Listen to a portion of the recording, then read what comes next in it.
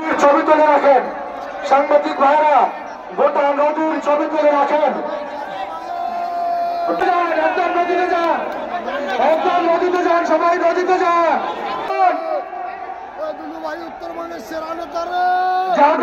এটি অন্তর্বর্তী সরকারকে আমরা জানিয়ে দিতে চাই অবিলম্বে।